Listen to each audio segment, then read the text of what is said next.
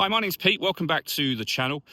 Today I'm going to do something a bit different. I say a bit different. It's something that I used to do years ago, and that is kind of running through the controls of a car, but I would nail down to specifics, so how the satellite navigation works, etc., which I plan on going back to because the videos I did are 7 or 8 years old, so a lot of those systems are not out of date. Those cars still exist, of course, but they've been replaced with newer ones.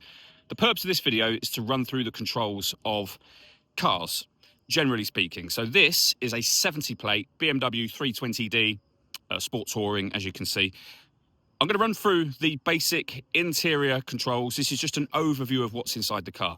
Just on the off chance that perhaps you have one of these cars, you've just picked it up, and the salesperson you picked it up from either failed to go through the controls or went through them and you've driven home and forgot some of the information that they've given you. As I say, brief overview, nothing too long. I do plan on making some slightly longer versions on specifics, as I say, like satellite navigation, for example. But for today, we're going to go through the controls of the inside of this one. So without further ado, let's hop in. We'll do that now.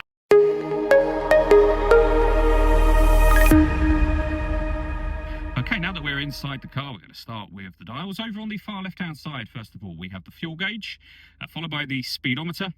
And then over on the right-hand side, the rev counter and coolant temperature gauge. We have a digital readout for the speedometer displayed over on that left-hand side, as you can see. You can change information in the right-hand section by pressing a button on the end of the left-hand stalk for various bits of trip computer, fuel economy information, and as you can see there, the total miles for this car as well, which are 36,335. If we back out to the steering wheel next, over on the left-hand side, we have cruise control and speed limiter. And on the right-hand side, both stereo and phone controls. The minus and plus paddle so that you can change up and down a gear manually with this automatic gearbox. And then over into the center, the main screen for the car. So all touchscreen. Up here, you can access any of the things that you see shown on here.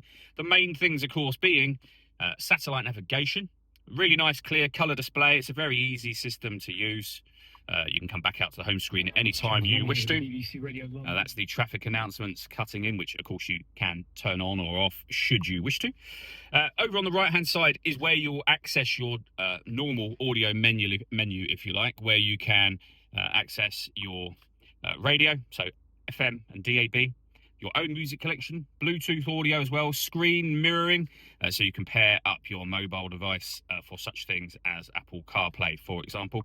As you've seen, it is all touchscreen, but you don't have to use the touchscreen. The movement that I'm making right now on the screen is being done using the iDrive system, which is essentially this dial and the collection of buttons that surround it, but you can do everything from the dial. So it rotates, it pushes down, but it also moves up, down, left and right as well. You can come back to your home screen from there anytime you wish to, but you can use it to select any of these things. So you can pair your phone, access your audio options, you've got your satellite navigation, of course.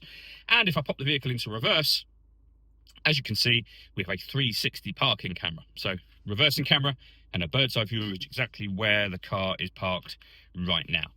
Below that, we then have our dual zone climate control. So you can adjust the passenger temperature, the driver temperature. You can increase and decrease the fan speed. When you're happy with those settings, you can turn your air conditioning on and off, or you can hit auto. In doing so, the car will now take full control of the fan speed and direction of the air for both driver and passenger to maintain those temperatures. Press auto again, you go back to whatever setting you had that on previously. We've also got a heated driver seat with 3 different heat settings, and the heated passenger seat again with 3 different heat settings. The main volume for the stereo is just here. You can open up this section to reveal 2 cup holders, wireless phone charging at the back here, USB input, a 12-volt charging socket, and then just here, the gear lever for the fully automatic gearbox, and you can see the gear that you're in being displayed just here. The iDrive system, which we went through just a moment ago. And then on the right hand side, starting from here, you can turn off your traction control. You can make adjustments to the camera settings. Reversing sensors can be turned on and off. You can turn off your stop and start. This car is designed to cut out when it's stationary in traffic, which in turn will save you fuel. That system is off when that light shows.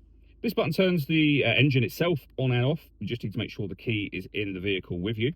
And then you can change the driving setup of the car as well. So Sport, Comfort, Eco Pro, and we have an electronic handbrake with an auto hold function just there